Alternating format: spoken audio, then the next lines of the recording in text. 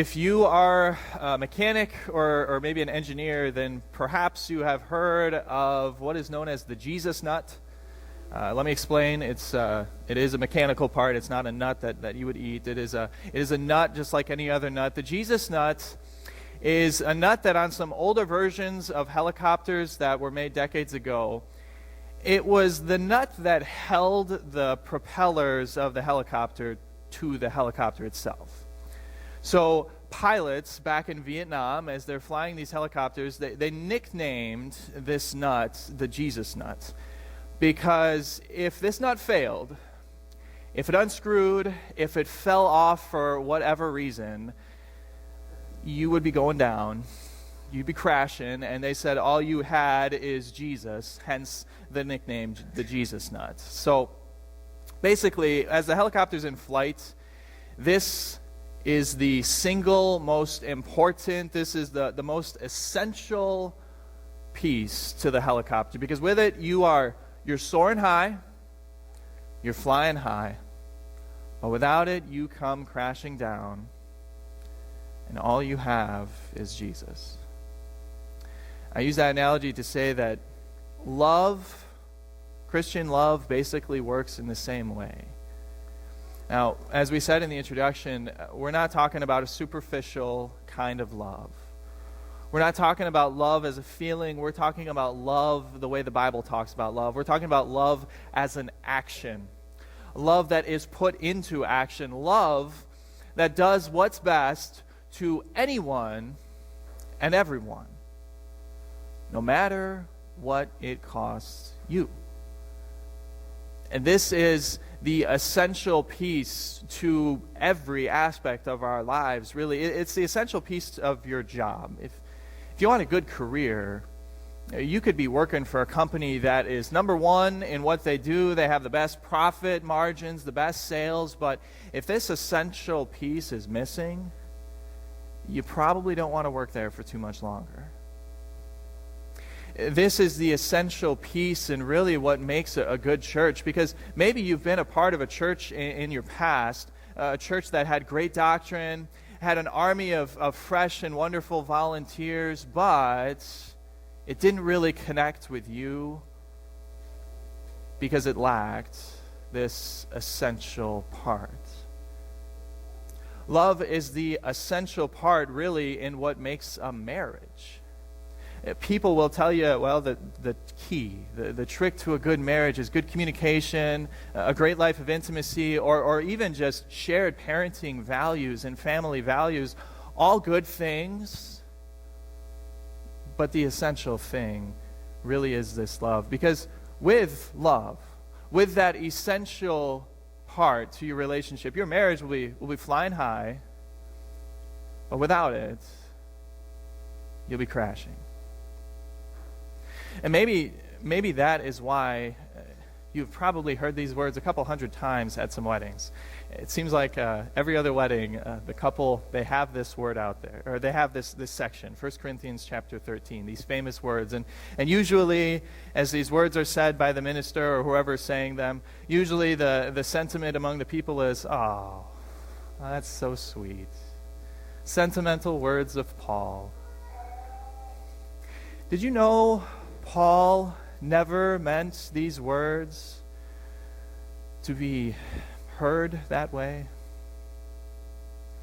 Paul wrote this to the Corinthians, to a church that wasn't soaring to the glory of God. They were crashing. And so Paul writes to this talented church. This talented church, the Corinthians had so many blessings. God had given them blessing upon blessing, given them so many gifts, so many talents, that they should have been flying high, but they were coming down in flames. And so Paul writes this chapter. He writes this chapter not as a sentimental section in his letter to the Corinthians, but he drops a bombshell on the Corinthians. These words were meant to hit the Corinthians so hard. It was meant to wake them up and realize why it was that their church was going down in flames, why it was that their church was crashing. And so these words are here for us.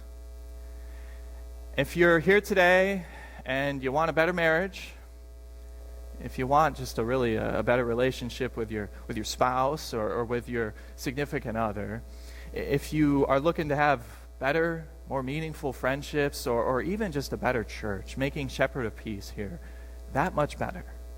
Better career, better job, whatever it is, whatever relationship you're looking to improve on, listen to Paul's words. Listen to what he talks about as Christian love, what it looks like, how it is the essential piece to every relationship that we have. Let me begin at verse 1 again. Paul says, "If I speak in the tongues of men or of angels, but do not have love, I am only a resounding gong or a clanging cymbal." Now that would be some talent. I met a woman, I can't remember her name, but she was a Persian woman, and she could speak in 5 different languages. Her native language was Farsi. She obviously spoke English. We talked, and she knew Arabic, and there were 2 others that she knew. And she didn't just know enough to get by. She was fluent in these languages. I asked her, how does that even work? I have a hard enough time learning one language. How does it work that you know 4 other languages? And she told me that whenever she's speaking in another language, she says, well, my mind thinks in Farsi, but then I just find the right words that I'm able to say in the other language. So her mind thinks in Farsi, but it comes out in English or Arabic or whatever it is. I find that so amazing. Like I said, I can't even do one other language. She does 4 other languages. But what Paul is saying is that it doesn't matter if she knew 5 other languages or 50 other languages, because if she doesn't have love, if love is missing, then it's the most annoying sound to God. If love is missing, it's kind of like those college students I knew who went through the dorms at 2 a.m. with cymbals, just clashing the cymbals as they went down the hallway, waking everybody up. It's super annoying. Without love, Paul says it's nothing. It's worthless. He goes on to make this point in verse 2. If I have the gift of prophecy and can fathom all the mysteries and all knowledge, and if I have a faith that can move mountains, but do not have love, I am nothing. Mark Browning was our church president when I was a vicar in College Station. He is one of the most brilliant men that I know. He graduated Texas A&M with a degree in, it was either nuclear engineering or nuclear physics. I can't remember which, but I don't think it really matters at this point. It was a really good degree. The government wanted to hire him right out of college, but he said no thanks. They were going to put him in his defense sector. They were going to put him in the defense sector of the government. They were going to give him a really sweet life. He said no thanks, because he wanted to instead not use his degree, because he found the job of his dreams working with a software company that makes custom-made software for big companies. So he thinks, he types, and it does, right? He showed me on his phone that there was even some of the programming on his own cell phone, on his own smartphone that he had designed. And you're probably thinking, nerd alert, this guy is a total geek, but not at all. He and his wife, they wanted to move out of their house. So they wanted to build another house. So they bought a piece of land. They had a company come in and pour the concrete. He did the blueprints. He designed the whole thing. He put up the framework. He did the electrical. He did the plumbing. He did the interior and everything. And I stayed at this house, and that place is an amazing place. Mark's mind, to be able to not only just know the brainy stuff, but also the practical stuff, it amazes me. But Paul is saying that it wouldn't matter if Mark had a PhD in quantum physics, if Mark could fathom all the knowledge and all the mysteries that science are trying to solve in the universe. It wouldn't matter if he knew all of that and didn't have love. He could go on Jeopardy. He could put Ken Jennings to shame. He could run circles around IBM's Watson, but it wouldn't mean anything if he didn't have love. Paul makes this point one more time. He says, if I give all I possess to the poor and give over my body to hardship that I may boast, but do not have love, I gain nothing. I looked this week at a news website called Business Insider, and they took the top 20 lifetime donations, And among just the top 20, they calculated so far over $106 billion has been given to charities. That's a lot of zeros. That's a lot of George Washingtons. These philanthropists, they plan on giving more and more money, but Paul is basically saying they could die penniless. They could give away their entire net worth, but if they don't have love, then nothing is worth a penny to God. He's saying you could be the most generous giver here at church. You could take all that you have and give it to the orphan grain train or the Norfolk food pantry. But if you don't have love, then it doesn't mean anything. You see what Paul is trying to say here? He's trying to show that you can be the most talented person. You can be outrageously blessed by gifts that God has given you. But that's not the focus. That's not what makes you somebody. That's not the point. What's essential is that you have love, this Christian, Christ-like love. Because you don't have to be talented. You don't have to be outrageously blessed. Because what you need to have, what you have to have, is love. Love is what makes you a somebody to God. Without love, with love, you're soaring to the glory of God. Without love, you're nobody to God. Without love, you're not soaring. You're crashing. And the Corinthians were crashing. The Corinthians had so many gifts. They had people in their church that could speak in so many different languages. They had people who it seems like God had blessed them with the gift of prophecy, that God had given them this ability to know some mysteries that he had never revealed to anybody else. They had some really generous people in their church, but they were crashing. They weren't soaring, they were crashing. And Paul writes to them, like I said, he drops this bombshell on them to show them what they're missing. So that leaves a question. Do you have it? That's an important question you have to ask, too. Do you have this essential piece? We're going to look at probably some of the most famous words in all of Scripture. And as Paul will help us answer that question, he's also going to show the Corinthians just what it was that they lacked. If you want, you can look at verses 4 through 7 with me in your worship folders. Paul describes this essential piece with 15 action-packed characteristics of what love is. He says, love is patient. Love is kind. It does not envy. It does not boast. It is not proud. It does not dishonor others. It is not self-seeking. It is not easily angered. It keeps no record of wrongs. Love does not delight in evil, but rejoices with the truth. It always protects, always trusts, always hopes, always perseveres. That is quite the description. Every time I read this, I don't even know where to begin. 15. We don't have time to look at all 15 of these. We really don't. So, at the advice of another pastor, I let other people begin for me. What I did was I took this paragraph and I swapped out love with my name. So it read, Kendall is patient, Kendall is kind, Kendall does not envy, etc., etc., etc. And I emailed it to 10 of my close family and friends. And I said, read that paragraph, that edited paragraph with my name. Read that and let me know if anything seems out of place. Let me know if something doesn't seem quite right, if there's a word or phrase that maybe should be tweaked a little bit or isn't true.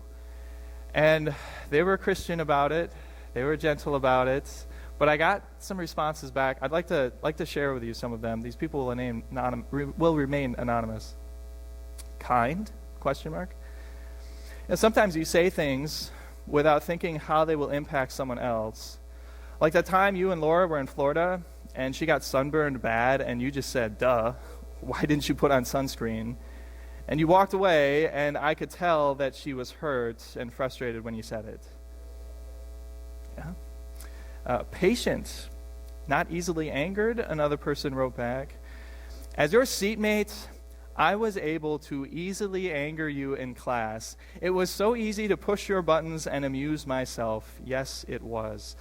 Number 3, always trusts, ? There are times when something could be done in a different manner, but you tend to do that thing in your own way instead of trusting what people close to you have to say about it and trusting that they'll do it.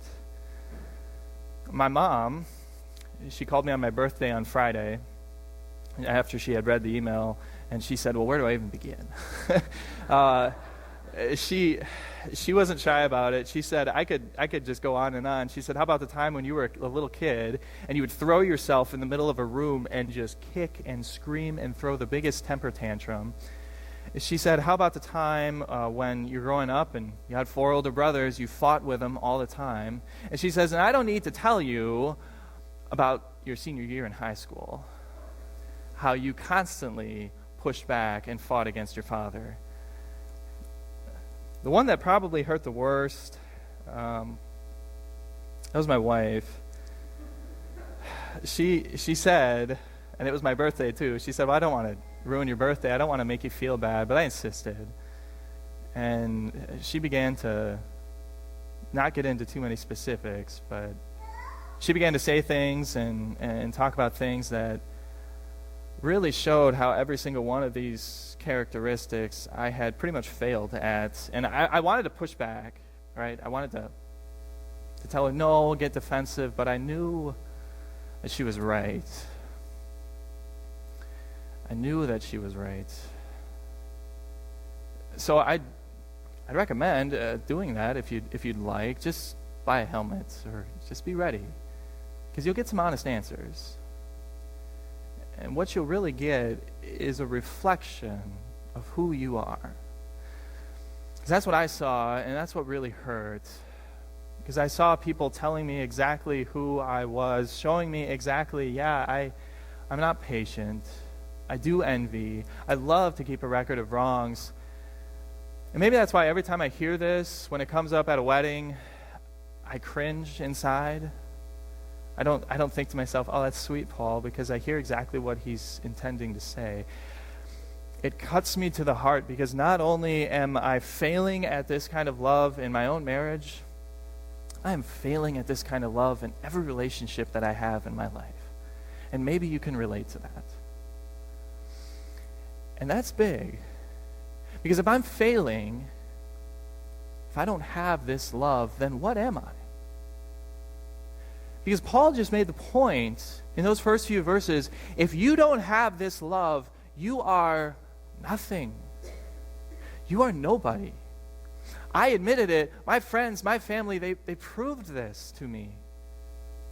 If I don't have this love, I'm not soaring to the glory of God. I'm crashing.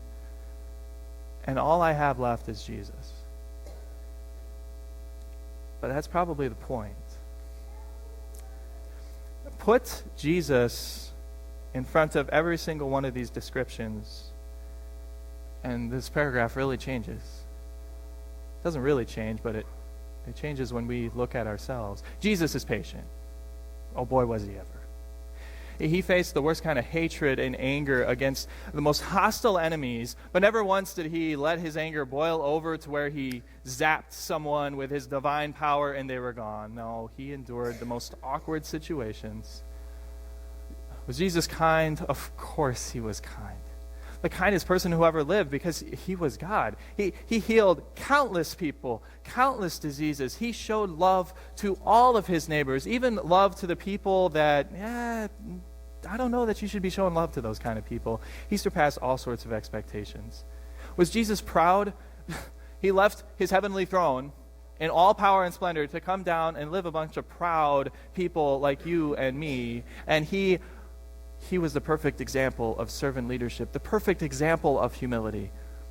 And when you look at this, you and I, we are envious, we are self-seeking, but Jesus was perfect. And when you look at this, when you change out this, you realize Jesus loved perfectly. And the best part about his love, the best part about his perfect love is that gets credited to us. That if you were to email this to God and say, God, tell me if something seems out of place, God, tell me if something seems just not quite right, he would email you back something totally different than your friends or your family. Paul, he said it best in Galatians when he said in chapter 2, I have been crucified with Christ. I no longer live, but Christ lives in me. So what he's saying there is that when God looks at you, he doesn't see an annoying, clanging cymbal. When God looks at you, he sees his perfect Son. He sees his perfect love. When God looks at you, he doesn't say, yeah, you are a nobody. He says, no, you're a somebody. We asked before, do you have this kind of love? If you believe in Jesus, yes. Yes, you do. Because that's exactly what Jesus sees when he looks at you. Not a nobody, but a somebody, all because of faith in Jesus. That's a lot of love. That's a lot of love that he forgives those countless number of wrongs and sins that we've committed. Because when I look at myself, when I see what people look at when they see me, I see a nobody, but God sees a somebody. We've been loved like that, so what else is there to do than to reflect that love to other people? Let's do that. Let's actually do that. Let's actually talk about love, and let's actually put it into action, no longer as just a feeling, but as something that is for anyone and everyone, doing what is best for them no matter what it costs you. Let's actually look at people and respect their opinions instead of thinking so highly of ourselves. Let's actually love those neighbors of ours, even those neighbors that seem a little different from us, even those neighbors that live differently from us. Let's love them. Because we've been loved so much. If God so loved the world, how could we do anything less than love the world that God loved? Let's pray. Jesus, thank you for putting your heart inside of us. You love us with an everlasting, unconditional love that we will never find anything like it in this world. Let us imitate that love in our lives, our marriages, and workplaces. And may our church be known not just for a church with good teaching, but for people who love like no one else. We ask this in your name. Amen.